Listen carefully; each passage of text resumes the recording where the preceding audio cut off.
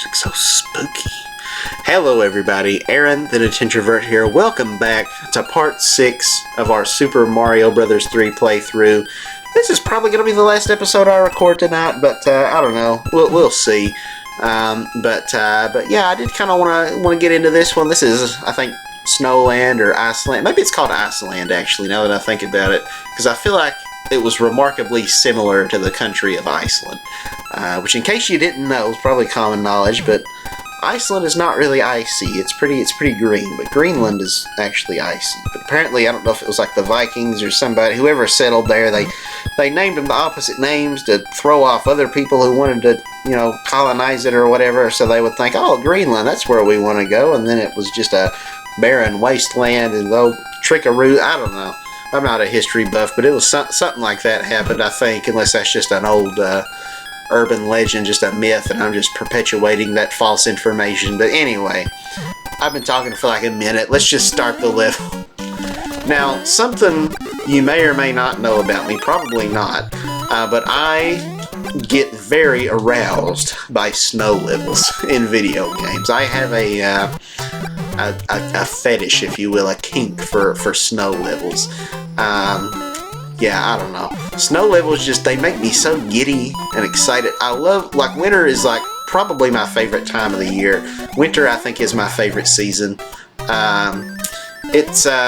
It's just something about the atmosphere, just the vibes, you know, just the snow's falling and you got that chill in the air, being out and kind of bracing the cold, but then you come inside and kind of heat up.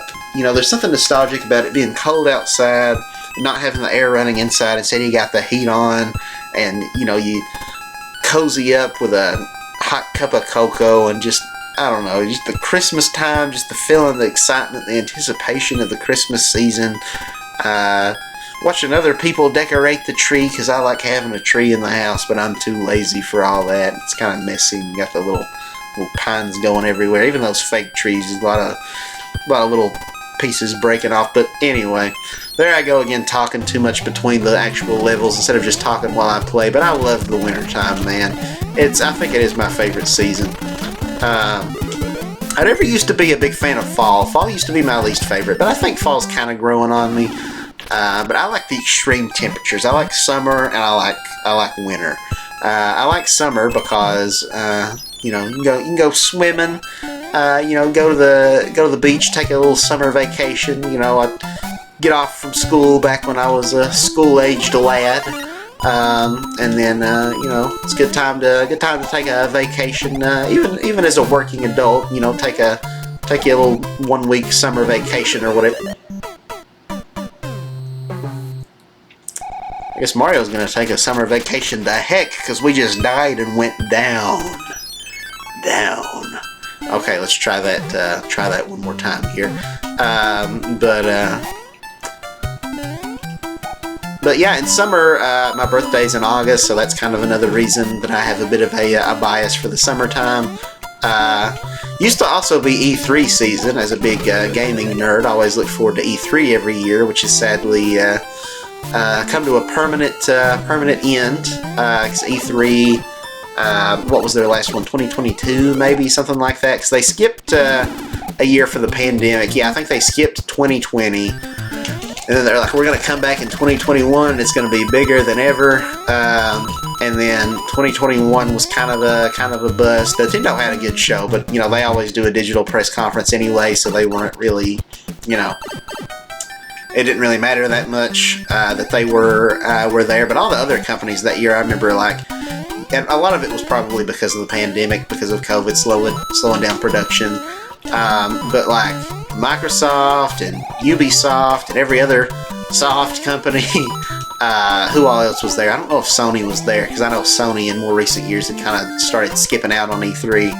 I'm trying to think what other press conference. I think maybe Capcom did one, maybe Square Enix. Yeah, I think Square Enix did. They were all garbage. They were horrible presentations. And then after that, E3 2022 got canceled. They're like, we're coming back in 2023. It's going to be bigger there. And then they were like, all right, guys, we're permanently shutting down E3. And a lot of people were happy about that. And I don't understand. I love E3. E3 was such an exciting time of year for me. Now you got Jeff Keighley doing the Summer Games Fest. That show sucks. I'm sorry. Summer Games Fest is not exciting whatsoever. It's kind of like E3, but instead of being like, you know, the one event, they stretch it out over kind of the whole summer. And even if you add up all the announcements over the summer months, it's still not on level with what E3 normally was, in my opinion anyways. But E3 was just something just really special. You know, you had all these companies competing against each other, bringing their A game. You know, people talk about the console wars and how that's stupid and you shouldn't, you know, hate on people for liking the console that they like. You know, and I mean, I agree, you shouldn't be like bullying people because they don't play the console that you like. I mean, as a Nintendo fan, I remember growing up and being kind of embarrassed because like people would associate Nintendo as being like, you know, the kiddie company or whatever. Only babies and sissies play Nintendo. Real men play Call of Duty. But I don't know, there is something to be said about, you know, I think the console wars does have its place. You know, competition can be healthy. Make everyone try their best and bring their A game instead of getting complacent and putting out easy products that aren't necessarily, you know, breaking the mold and pushing the gaming industry forward. So I think there is a place for the, you know, for the console wars. And so E3 was just kind of the culmination of that, where you had all these different companies competing against each other, Nintendo and Sony and Sega, and then also the third-party companies as well, just all coming together, bringing their A game, who's going to, you know, quote-unquote win E3 this year. But now we don't have that. E3 was the gaming equivalent of like, hey, you have Comic-Con for like movies and comics, you know, just this one place, this one event in the summertime where everybody goes to, and you got this big venue, and you know, all these announcements break all at the same time. It was awesome, but now you don't have that anymore. But Nintendo normally still does do a June press conference at the very least. They do it kind of their own accord. You know, it's not part of Summer Games Fest, which I think is honestly a good thing, because Summer Games Fest, again, I think kind of sucks, to be honest. I know one year they announced Elden Ring, but outside of that, and that's not really a game I'm particularly that you know, that interested in. I've never played any Souls-like games or anything. I've heard good things, so maybe someday, I don't know. Yeah, outside of Elden Ring, I don't know of any like big announcements that came from Summer Game Fest, like in any of the years, to be honest. I know it's going to be hard to crouch in here because of this controller. I know they announced Balan Wonderworld, which was like this 3D platformer that seemed right up my alley. I got so excited for that. In the pre-show one year, it was like a game made by, I think his name's, no, never mind. I started to say Yuji Horii, but that's the guy who makes Dragon Quest, I'm pretty sure. Whatever the guy's name is, he was like one of the original co-creators of Sonic the Hedgehog. He's making this new 3D platformer with a art style that kind of looks like that Knights game, that Knights into Dreams, which was also a Sega thing, and it looked really cool, like a sandbox 3D platformers right up my alley. The game came out, I never played it myself, but evidently it was very broken and buggy and unfinished, and like Square Enix was kind of embarrassed by it and wanted to sweep it under the rug, and like the price got slashed almost immediately, where you could buy it for like $10 because nobody wanted to buy it. And it was apparently really buggy, and it had like a, you know, there was some kind of graphical glitch on the final boss that they had to patch out when the game came out, because it had all these flashing lights that could like cause an epileptic seizure. And then to beat it all, the guy who made the game went to jail. He had like various counts of like, I don't remember what it was, if it was like, I think maybe like fraud, like there was like some stock market stuff where he knew about like secret stuff and like invested in companies because of things that he knew they were going to announce, which I guess is a legal thing, I guess, I don't know. And then I think there was also maybe something of like trespassing, where I think he like infiltrated like another gaming company's headquarters or something, like he snuck in like out of hours and like, I don't know, but yeah, it was a weird story. But yeah, he had to serve jail time.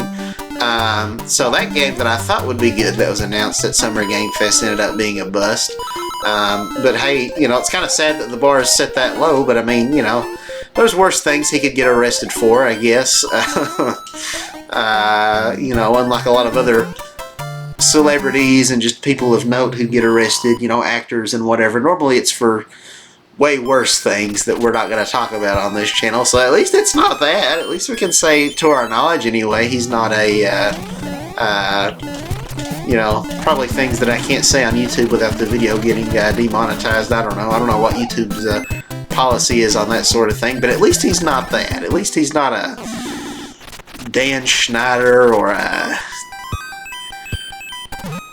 I guess on the subject of gaming, at least he's not like Bobby Kotick from Activision, who let a lot of pretty horrible practices go on. I kind of talked a little bit about that in my Crash Bandicoot playthrough, but that was like almost cartoonishly evil, just the messed up stuff that went on with at Activision. Like,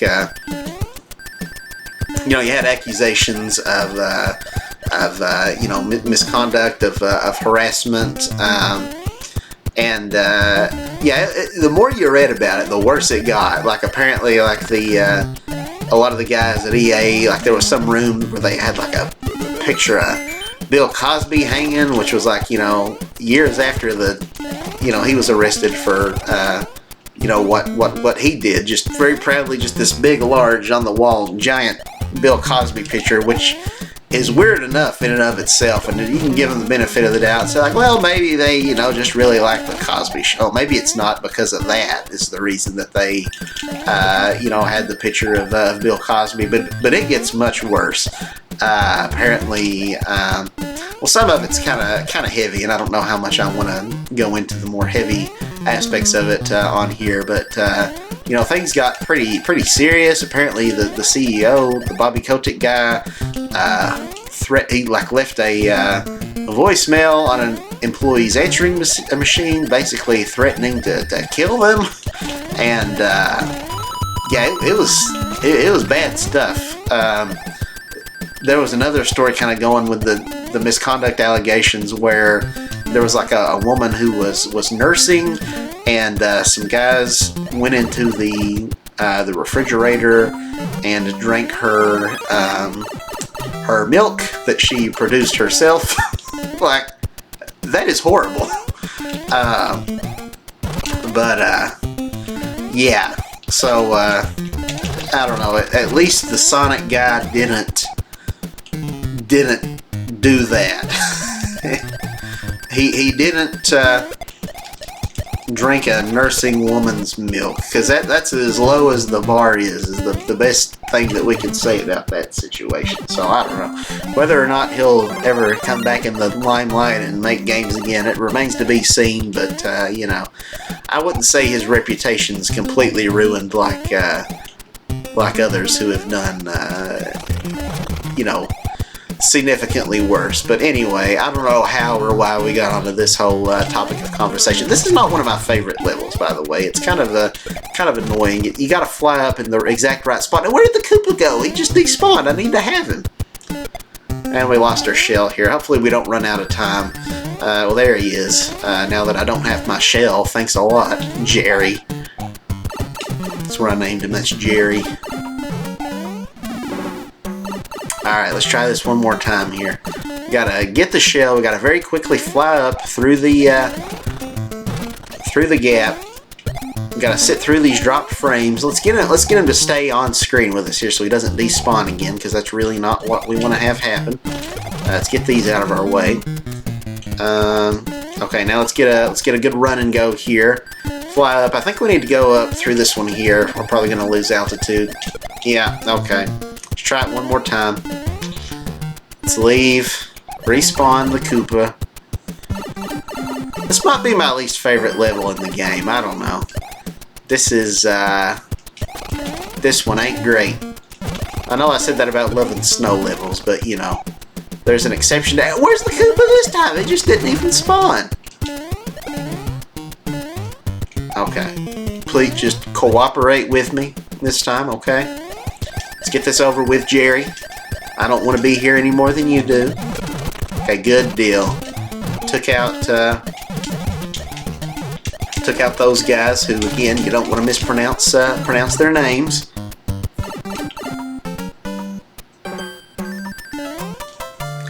Grab our star. Bada bing, bada boom.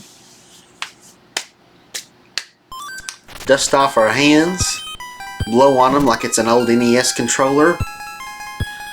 didn't want to blow too hard because I didn't want that to be really loud in the headset, so hopefully I didn't just burst everybody's eardrums when I did that. Oh, we got a new item here. We've not seen this one yet, and actually I think I might have too many items. I think that just got rid of one of mine. Yeah, so we have 4 rows of items here, so we better start using some of these. We've got the hammer suit here, which is a really cool power-up that I don't think has ever been in another Mario game, to my knowledge. I could be misremembering, maybe. But yeah, it lets us throw hammers, like the Hammer Brother. It's so cool. It can kill most enemies in one hit, even some enemies like Thwomps that ordinarily can't get killed. And then we can also crouch and kind of go into a shell here. But I don't really know that it is really all that good at protecting you from enemies. I'm trying to remember this level. I feel like this one's not much better than the other one that we did beneath it. I hope I don't have to lose my thing and get a raccoon suit and fly up high somewhere. Because I knew it was another underground one, like that other one. But this is a very rare power-up. We don't get a lot of these, and so I really do not want to lose it. Yeah, like it's so OP. Like we can just murder everybody with this. Just the Mario onslaught. Okay, yeah. We don't really need that. Like we can kill pretty much everything with it. It's kind of maybe a little tricky, I guess, to time right, where it's kind of goes up at an arch. So there's an art to it, to mastering the hammer throw. But this is probably my favorite power-up in the game. Probably one of my favorite power-ups from any Mario game. Mario 3 has some great power-ups, and that's one of the things that a lot of people debate whether this game's better or if Super Mario World's better. Oh, there it goes, man. Like Kale from Kingdom Care. Oh, there he goes. But I never watched very much Kenan and Kel. That was kind of before my time. I was more of a Drake and Josh kid. I watched the Good Burger movie, and I recently, actually just like a week ago, watched Good Burger 2, which was okay, I guess. I wasn't crazy about it. A lot of very random comedy. Works better as a kid, but I don't know what the general consensus is on Good Burger 2. If people like that one, it is in a lot of ways, I guess, kind of similar to the first. It's got some callbacks. So I guess if you grew up and have a lot of nostalgia for the first one, maybe you really enjoyed it. But I don't know. I was just kind of it was cool that they got Kenan Thompson and Kel Mitchell back in the studio together again. I remember back in gosh, I don't know, 2016 or so. It was way back there on Teen Nick, which I guess is still a channel. Is Teen Nick still around? But they had a campaign ad where it was I don't remember if they had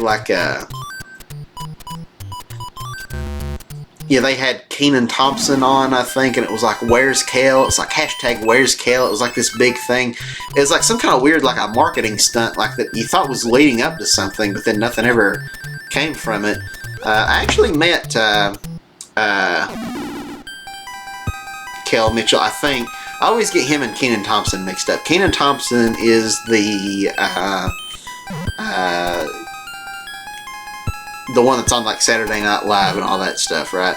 Kel's the one who would play the I'm a dude, she's a dude. Kel loves orange soda. Yeah, Kel. Okay, that is Kel. That's right. Yeah, Kel Mitchell. I met him at a Comic-Con in Lexington. It was the same one where I met Tom Kenny, actually. Because I think I talked about that in another video where I met Tom Kenny and got his autograph and all that stuff. But yeah, I met Kel Mitchell as well.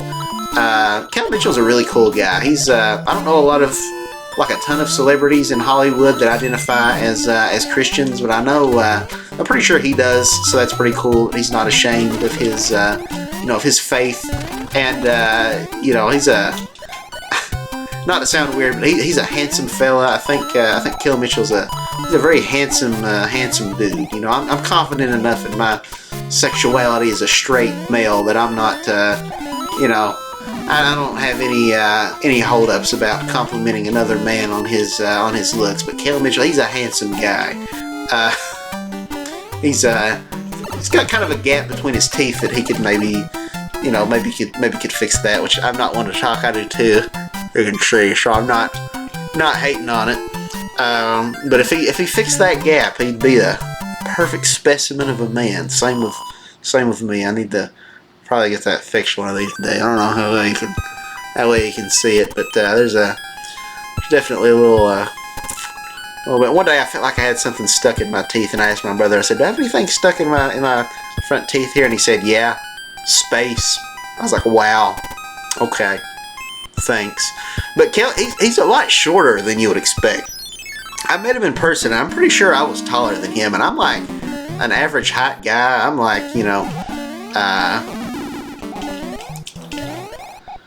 like 5'11" or something. I'm not a super tall guy, but yeah, he's a pretty short guy. I was shocked, but he was really cool. He was I think at the time he was on that Nickelodeon show, that Game Shakers or whatever they did. I remember him kind of promoting it, like everybody who'd come to, get his autograph or whatever would kind of plug the show a little bit, like a new episode, Friday at 8 or whatever, which I guess is kind of to be expected or whatever. But yeah, he was a really nice, down to earth guy. Most of the celebrities you meet at Comic-Con kind of are. At least they act that way. I mean, they're actors, so maybe they're putting on a front a little bit, Because, I mean, you're there giving them money for, it's just free money just to get a picture and sign an autograph. You're paying them like $50 a piece or whatever. So, of course, they're going to try to be nice to you, whereas maybe they wouldn't be so nice if you're, talking to them about politics on Twitter or something, because a lot of those people on, a lot of those celebrities can get very opinionated and high horsey on Twitter when it comes to their political views or whatever else. But we're not going to go into that. But yeah, there's some. Can you believe it? There's some very self-righteous people in Hollywood. And look, this episode's brought to you by the letter H. And now, the number 4.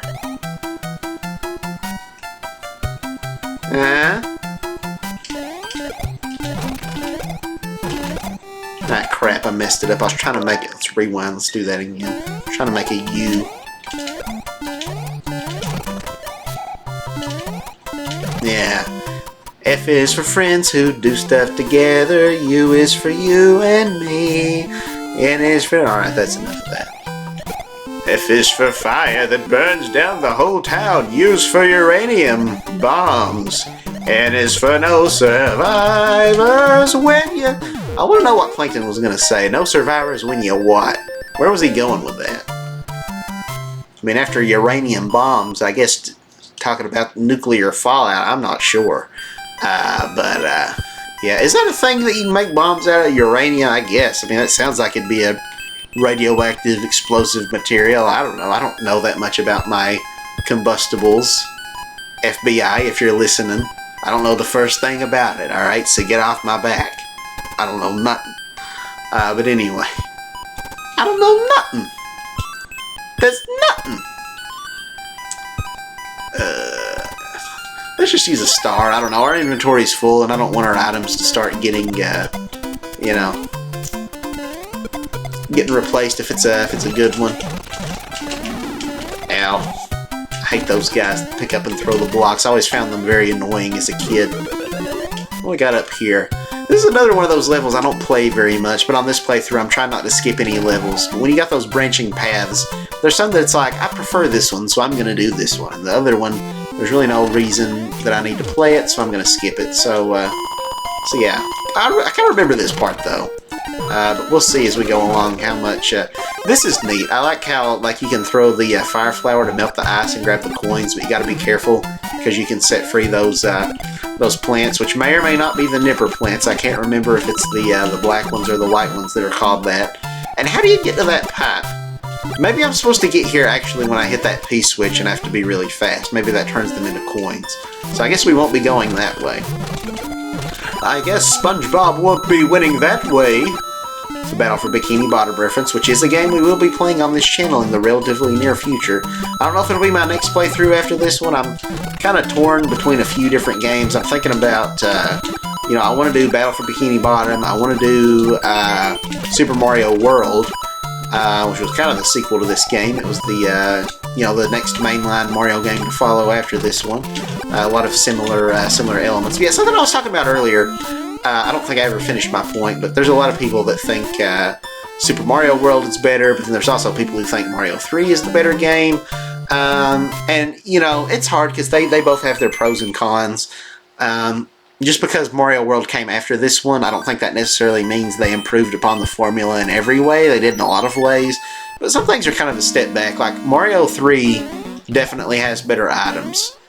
Different, like the power-ups. You got the frog suit, the Tanuki suit, the hammer suit.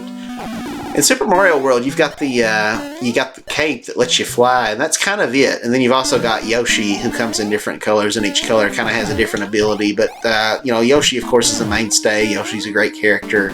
But yeah, it really didn't change things up and add as much variety as all the different power-ups that were in this game. And just wait slowly for the elevator or whatever. Oh, I didn't mean to turn around. Why did he turn around? I didn't mean to turn around. Did you hear that, boy? We didn't need to buy it. Alright, let's murder this fool. Oh! Whew. That was a close one. That got a little dicey. A little icy, I should say. Alright. Got this again. I guess we might as well do it. What are we gonna get? Coins. Wrong coin number. Whatever. What are you gonna do? Okay, well, I'm not doing as great on this one, but who cares? How many levels we got? Just the castle and then this one here. So let's do this one. Do I have a frog suit? I don't, do I? No. We'll use a fire flower because again we're kind of getting too many items, so we might as well use some of them up so that way they don't all go to waste. I've not used the P-Wing yet, which I don't know if I will or not, because it kind of makes it a little too easy. It lets you, it's like the raccoon suit where you can fly, but you can just keep pressing the button and fly infinitely. So if you get stuck on a really hard level, you can kind of just cheese your way through it.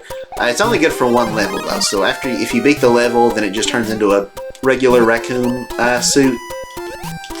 But yeah, we probably won't use it. Part of me's like, well, I should show it off.